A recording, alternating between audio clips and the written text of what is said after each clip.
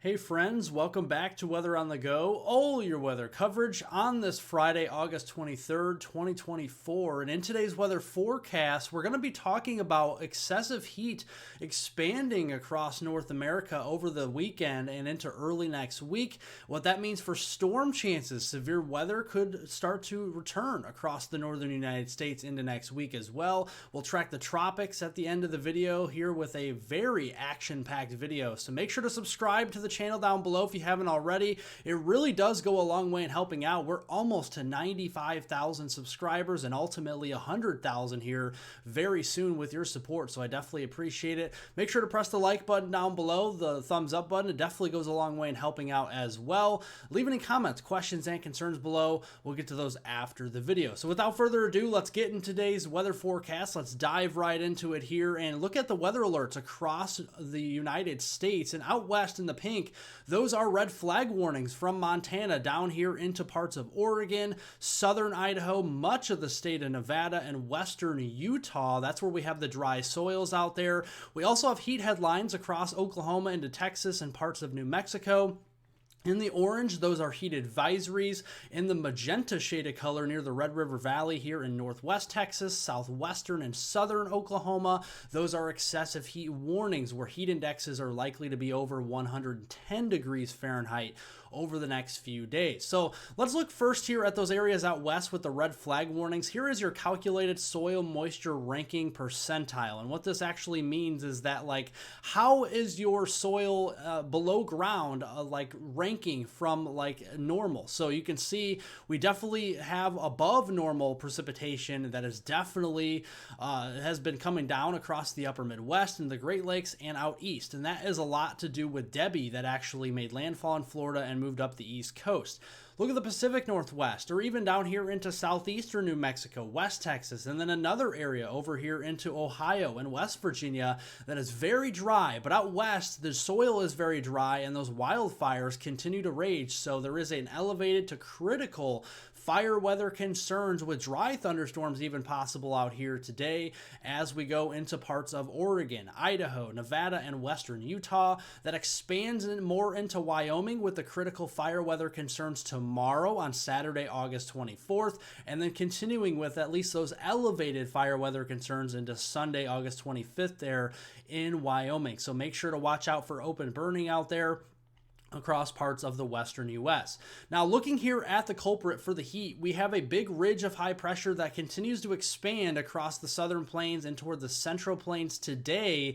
And here are your afternoon high temperatures. We're back into triple-digit land across portions of Oklahoma City, up to 100, 111, very scorching hot there into the Wichita Falls, Texas region today, 103 in the Dallas-Fort Worth Metroplex, 107 in Abilene, and 104 from the Amarillo area down into Lubbock and Midland, Texas this afternoon. And when you throw in some of that moisture out there, here is the actual feel-like temperatures, your heat index as you venture outdoors. 113 with the heat index this afternoon in the Dallas-Fort Worth area, 112 into Wichita Falls, 108 in the Oklahoma City area, 97 in Tulsa this afternoon. So make sure if you venture outdoors, whether it's just for any errands you have to run or just a job that you have to work outdoors, make sure to really take frequent breaks in an air-conditioned building of some sort and also frequent drinks of water as well. Just stay hydrated out there this afternoon and this evening.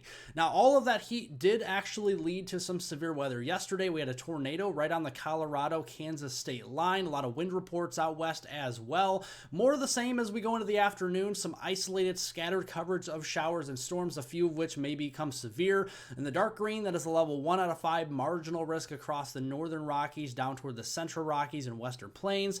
Even down in southeastern Arizona, we do have that today as well. So you can see this afternoon, scattered storm coverage, nothing too organized out there. We'll start to see more storms try to take a run at the plains this evening, maybe even down into Texas. That would be a wonderful sight to see since it's so hot. It would be nice to get some rainfall to cool it off there as we go into the evening. And then as we go into early Saturday morning, notice how we lose the daytime heating as the sun sets and we start to stabilize a lot of the coverage and intensity of those storms into early Saturday morning. Speaking of the weekend, you can see that ridge, that maroon red shaded color, really starting to expand more toward the middle and upper Mississippi Valley on Saturday. And if not into Sunday, that will happen as we end the weekend. And that means very much above normal temperatures across the middle of the country. Areas in the north and in the central and southern U.S. here are going to be feeling it with 25 degree above normal temperature anomalies there. And then out west, a big trough coming in. Temperature anomalies could be as much as 25 to 30 degrees below normal out west as we go in through the weekend. So let's peek into those afternoon highs as we go into Saturday. We're into the triple digits as far north there as central Kansas, maybe even into South Dakota as we go into Saturday afternoon. Throw the humidity out there. The Kansas City area up to near 110, near 100 or around 100 there in the Omaha area, 112 down here into Wichita and into the Tulsa, Oklahoma City, and Wichita Falls region as we go into Saturday afternoon with your heat indexes. Here's Sunday afternoon, still cool around the Great Lakes in the Northeast, and then of course out west with that trough. But here's the heat wave. Look at that. Those hundreds are really going to be surging north as we go into Sunday afternoon, and just a scorching day across the Hawkeye state of Iowa, Missouri into Kansas here, the Cornhusker state of Nebraska, and then up here into portions of South Dakota. It's going to be a very, very warm day and hot day at that, with heat indexes pushing 110, 115 in some of those urban areas, especially like Omaha into Des Moines and even down toward Kansas City. So I would imagine heat advisories, excessive heat warnings will be expanding in a big way further to the north this weekend. Now, with all the heat around, of course, that's going to lead to more talk about thunderstorms, and this could lead to some severe weather on Saturday. Another level 1 out of 5 marginal risk from western portions of Nebraska and the Panhandle region back through southeastern Wyoming into Colorado near Denver, and then all the way down into northwestern New Mexico. We'll be watching that. As we go into Sunday, we have a slight risk introduced in the yellow, a level 2 out of 5 across portions of northern Minnesota and the eastern Dakotas, with that marginal level 1 out of 5 in the dark green all the way down to New Mexico and Colorado on Sunday. Looking at the overall convective footprint, looking at the rainfall amounts this weekend, it's going to be hit and miss. We're not going to see any terribly organized severe weather. There will be some severe storms out there likely, but I don't think there's going to be any derechos or anything crazy like that. But definitely just watching out for some storms out there. If you get under one of those, could be seeing up to an inch of rain. If not, then you'll stay dry mostly as we go through the weekend. Heading into next work week, Monday, August 26th through Friday, August 30th, that ridge continues to build further to the east. And we get a little bit of a break across the west here with some cooler temperature anomalies out west that could be 10, 12 degrees below normal. But the heat is on across the Midwest, the Ohio Valley, the Great Lakes region, all the way back to the plains, where we could be 15 degrees above normal in some areas next week when you average all 5 days out. So let's take a peek at that. Early in the work week, starting off on Monday, August 26th, look at the heat, 90s in places like Chicago and Grand Rapids, Michigan, and all the way up into the Green Bay, the Twin Cities region, and then middle 90s to upper 90s into places like Des Moines and Kansas City and St. Louis, all the way down to Little Rock and Memphis. A lot of those areas on Monday are going to be very hot. Wednesday, that continues, maybe a little bit of relief across Minnesota, Wisconsin here, but Michigan still hot into the 90s on Wednesday, and the 80s starting to get into the Mid-Atlantic and the Northeast, looking at the cooler weather out west middle of the week. And then finally, we have a strong cold front that's going to sweep a lot of this heat and humidity out later next week on Friday, August 30th, 1 week from today.